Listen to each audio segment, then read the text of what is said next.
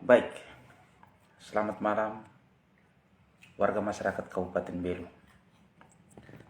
Jumpa lagi dengan saya, Vicky Nahak, mengudara di Guru Politik Belu News pada malam hari ini. Pada malam hari ini saya akan berbicara tentang peristiwa-peristiwa yang hangat, aktual dan terdepan, yaitu terkait dengan perekrutan tenaga kontrak daerah 2022. Tapi sebelum saya berbicara terkait isi dan tema live tentang berita yang hangat pada malam hari ini, saya ingin mengajak Bapak Ibu Saudara sekalian untuk mari kita berpikir sejenak tentang Rai Belu ini agar kedepannya lebih baik. Tapi seperti biasa malam ini saya ditemani oleh secangkir susu yang hangat, minum yang sehat-sehat biar saya punya otak, pikiran tetap sehat dan saya tidak pelin-pelan. Enaknya luar biasa. Pada satu kesempatan saya pernah berdiskusi dengan salah satu tokoh masyarakat, bisa dikatakan iya, tokoh adat juga iya, karena beliau sangat mencintai adat dan tradisi di Kabupaten Belu.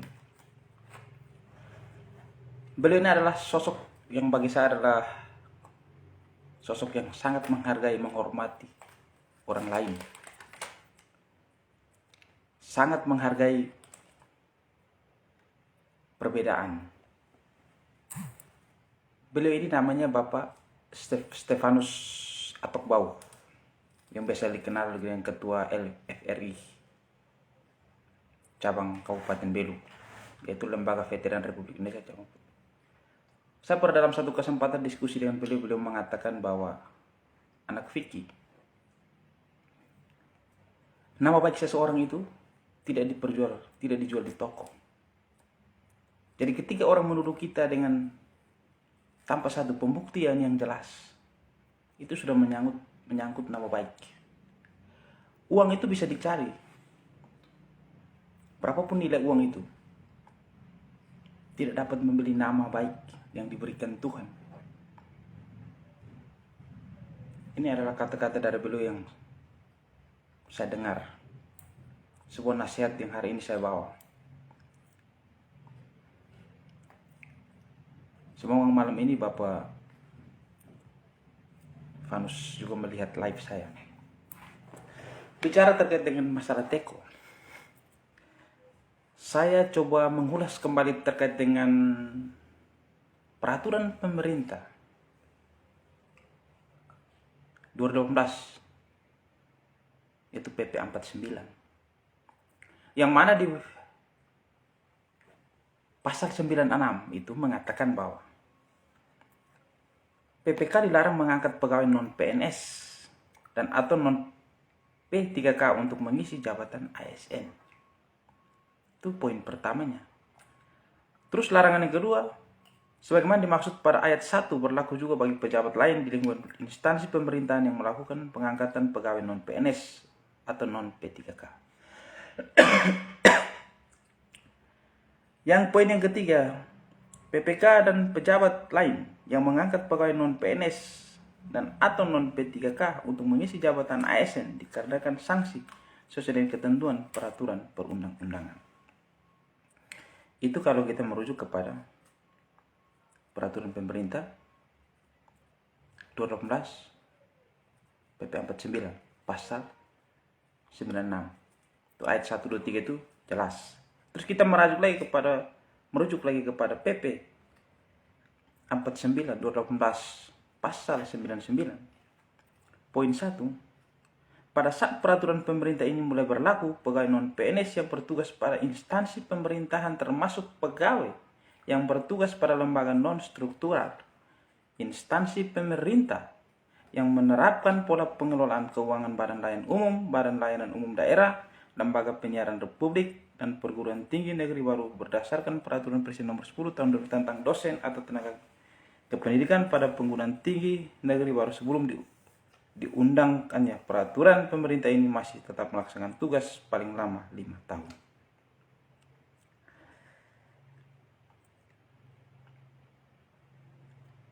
Yang kedua, bahwa pegawai non-PNS dalam jangka waktu paling lama 5 tahun sebagaimana dimaksud pada ayat 1 dapat diangkat menjadi P3K apabila memenuhi persyaratan sebagaimana diatur dalam peraturan pemerintah ini. Yang ketiga, pegawai non-PNS sebagaimana dimaksud pada ayat 1 diberikan perlindungan berupa manfaat jaminan kesehatan, jaminan kecelakaan kerja, dan jaminan kematian sebagaimana berlaku bagi P3K. Ketentuan lebih lanjut mengenai pemberian perlindungan sebagaimana dimaksud pada ayat 3 diatur dengan peraturan menteri setelah mendapat pertimbangan teknis dari menteri yang menyelenggarakan urusan pemerintah di bidang keuangan.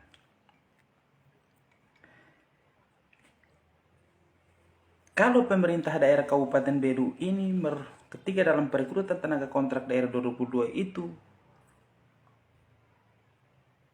kalau betul-betul melalui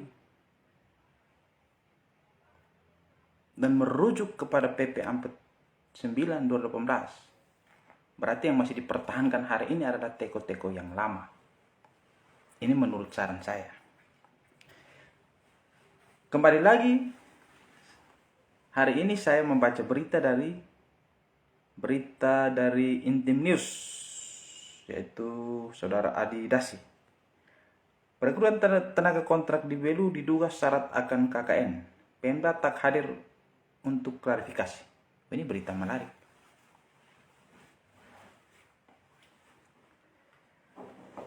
Rencana rapat dengar pendapat RDP Komisi 1 DPRD Belu soal SK tenaga kontrak daerah Tekoda yang dinilai penuh korupsi, kolusi, dan nepotisme KKN bersama Pemda tahun depan tidak dihadiri Pemda Belu.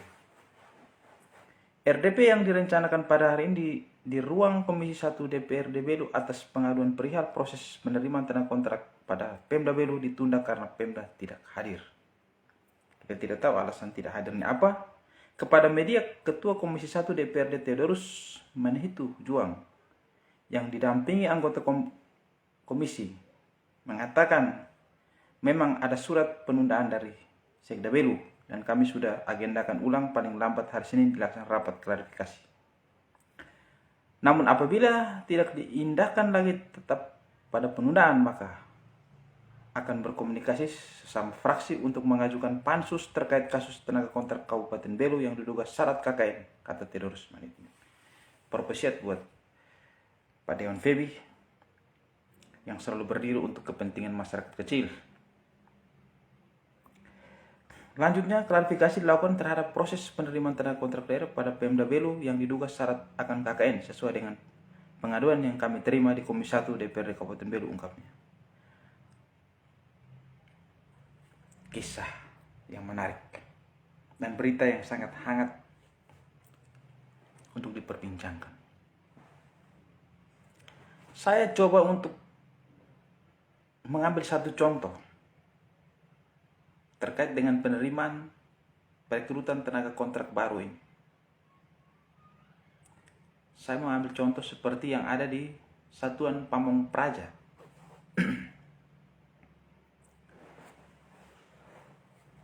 Bagaimana saya melihat yang terjadi hari ini, banyak ini tenaga kontrak yang dulu sudah mengabdi, ada yang sudah sampai di atas 5 tahun. Tapi hari ini sudah tidak dipanggil lagi. Artinya bahwa mereka sudah diberhentikan. Sedangkan saya mendengar lagi kabar yang kali lalu, siapapun yang ingin melamar menjadi tenaga kontrak daerah harus melampirkan SK kontrak 2021. Terus yang menjadi pertanyaan saya, apakah yang melampirkan baru itu, dia juga melampirkan, apakah dia juga punya SK yang baru-baru yang hari ini baru bermunculan kerja ini, yang diterima ini, apakah juga dia juga diberikan ruang seperti begitu? Ini menjadi satu pertanyaan. Yang kita tahu, bahwa yang hari ini tenaga kontrak daerah yang di Satuan Pamong Praja, ini saya ambil satu contoh biar saya tidak terlalu jauh melebar kepada yang lain. Saya lebih fokus kepada Satuan Pamong Praja. Karena di mana mereka ini ketika dalam penerimaan waktu mereka pertama kali mereka masuk, mereka ada tahapan yang namanya pendidikan. Ada yang namanya psikotes kalau saya tidak salah. Artinya yang bekerja yang sudah di atas 5 tahun ini mereka dibekali dengan pendidikan. Mungkin mereka juga punya sertifikat.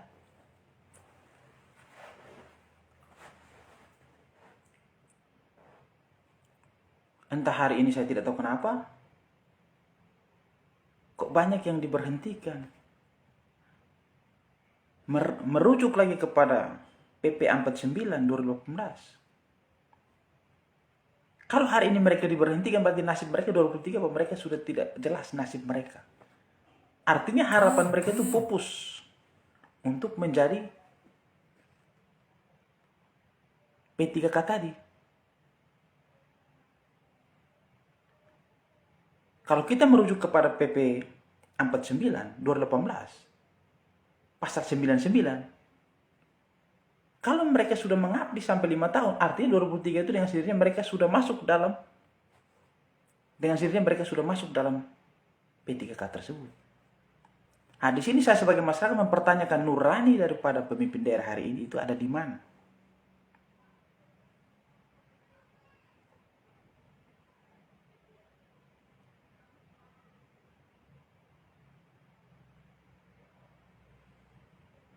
Kenapa hari ini mereka tidak dipanggil kembali? Mereka juga punya tanggungan istri dan anak. Pemerintah pusat saja memberikan ruang kepada mereka yang sudah mengabdi. Supaya tahun 2023 mereka itu punya kejelasan nasib mereka.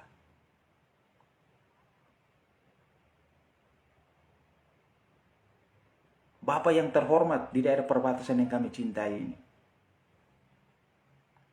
Pikirkanlah nasib teman-teman ini, saudara-saudara ini. Mereka hanya ingin mengabdi dengan tulus di daerah perbatasan ini. Mereka bekerja dengan penuh tanggung jawab, penuh disiplin. Hanya untuk keluarga mereka. Mereka juga punya keluarga, mereka juga punya istri, dan mereka juga punya anak. Dan mereka juga punya tanggungan. Maka dari ini saya meminta kepada pemimpin yang terhormat di daerah perbatasan yang kami cintai ini.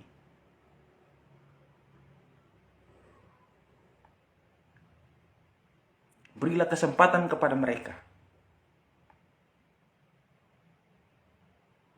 Biar 2023 itu nasib mereka menjadi jelas.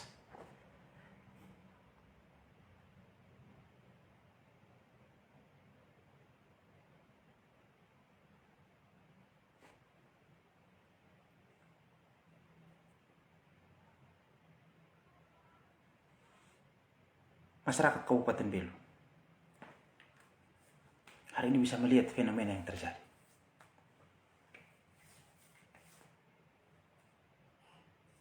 Tarik urur tentang perkeluaran tenaga kontrak daerah 2020 ini molor sampai April baru keluar.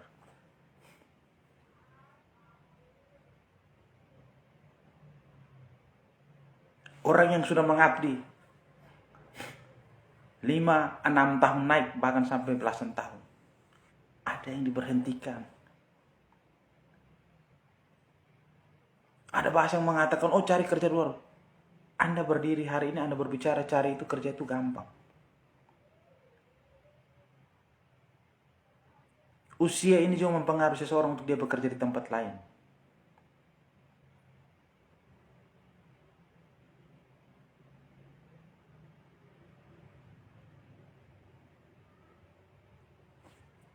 Tapi tadi saya kembali kepada berita yang tadi ditulis oleh Indem News, yaitu saudara Adidasi, terkait dengan pernyataan tegas daripada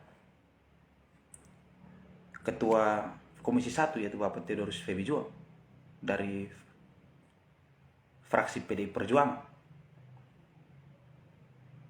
akan membuat pansus. Ini adalah hal yang luar biasa. Kami sebagai masyarakat mengaminkan itu, mengapresiasi ini, sebagai bentuk bahwa lembaga yang terhormat ini berdiri untuk kepentingan masyarakat Kabupaten Belu. Tapi harapan saya sebagai masyarakat Kabupaten Belu, jangan juga diduga juga ada oknum-oknum ada oknum anggota DPRD yang menitipkan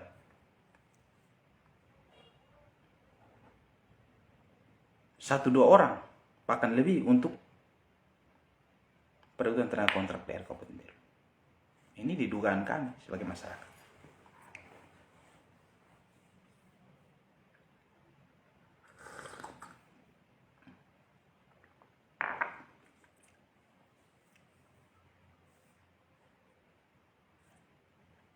Jika bisa ada yang berkata bahwa oh dulu rezim yang kali lalu itu sama dengan kali lalu juga sempat begitu. Rezim kali lalu tidak menggantikan tenaga kontrak yang sudah mengabdi.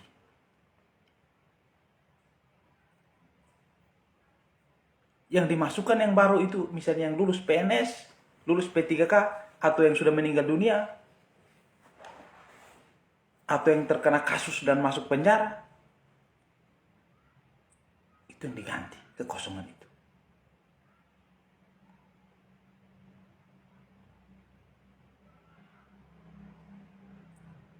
Di sini juga saya menduga perekrutan tenaga kontrak daerah Kabupaten Belu hari ini syarat dengan kepentingan politik.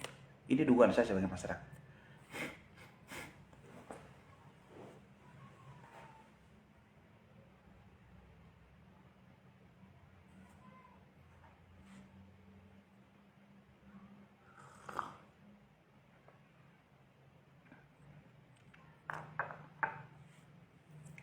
Teko yang ada di Kabupaten Belu ini juga adalah masyarakat biasa yang seperti saya.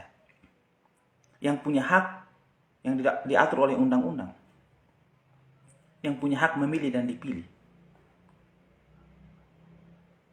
Karena mereka bukan TNI Polri.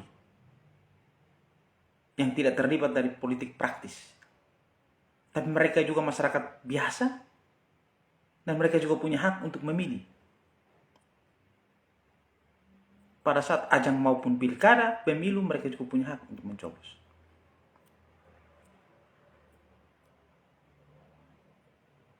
Dan mereka ini adalah bawahan-bawahan kecil. Yang ketika diperintah oleh atasan untuk ke sana, ke sini, mereka ikut sebagai loyalitas.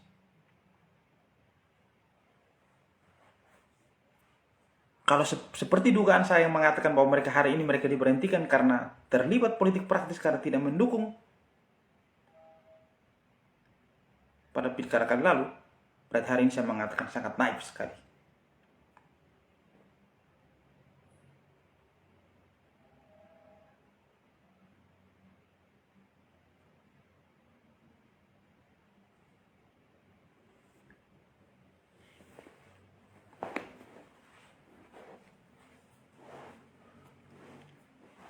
Bapak Ibu seluruh lapisan masyarakat Kabupaten Belu yang saya hormati dan saya cintai.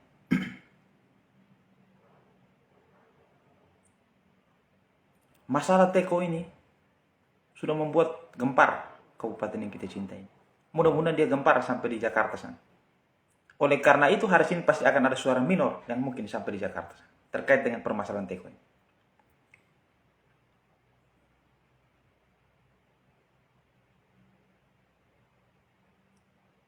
Seperti senar gitar yang kita bermain, 6 tari senar gitar. Kalau dia sudah minor-minor itu kita setel terus, dia pasti putus talinya. Oleh karena itu hari ini pasti akan ada suara minor di kabupaten yang kita cintai. Sekali lagi saya berdiri di hadapan Bapak Ibu Saudara sekalian dan menyampaikan secara live ini bahwa saya tidak punya kepentingan politik apapun. Saya berdiri, saya berbicara untuk tenaga kontrak daerah yang sudah mengabdi bertahun-tahun. Saya tidak lagi berpikir tentang teko ini kemarin dukung si A, teko ini dukung si B, si A yang harus saya utamakan, si B saya tenang. Tidak. Dua-dua bagi saya politik sosial itu hak mereka untuk menentukan pilihan politik mereka. Tapi pengabdian mereka itu yang harus dihargai oleh pemerintah daerah. Pemerintah pusat sudah memberikan ruang untuk mereka supaya 2023 mereka masuk menjadi pegawai P3K dengan kontrak kerja. Artinya 2023 itu mereka punya kejelasan nasib. Kalau hari ini kita pangkas dan mereka hari ini selesai, terus siapa yang mau bertanggung jawab? untuk kehidupan mereka. Di sini saya meminta kepada pemangku kekuasaan di Kabupaten Kecete, adakan nurani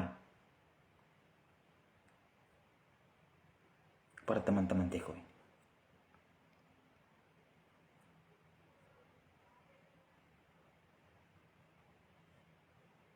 Oleh karena itu,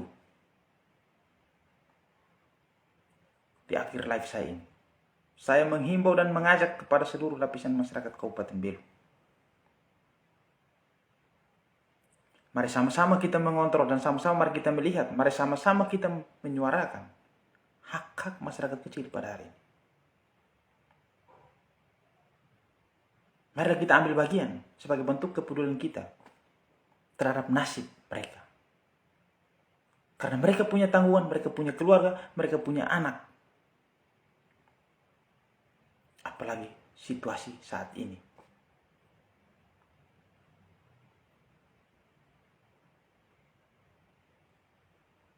Dan kepada seluruh teman-teman, jangan lupa hari Senin kita akan bersama-sama akan membuat satu irama yang indah dalam alunan lagu tersebut. Oleh karena itu, saya Vicky Nahak mengakhiri live saya pada malam hari ini. Senantiasa Bapak Ibu Saudara-saudara sekalian yang ada di Kabupaten yang kita cintai ini dan kita banggakan dan kita sayang ini, punya kepedulian terhadap teman-teman, nasib teman-teman yang sudah mengaku dan diberhentikan. Senantiasa Bapak Ibu Saudara sekalian terhibur dan selalu patuhi protokol kesehatan, protokol COVID, jaga jarak, sering cuci tangan, menggunakan masker, dan yang terakhir adalah rajin-rajin berdoa. Dan saya pribadi banyak dosa, jadi saya sering berdoa tobat supaya Tuhan juga mengampuni saya. Itu saya bisa sampaikan. Senantiasa Tuhan memberkati dan melindungi kita semua. Salam.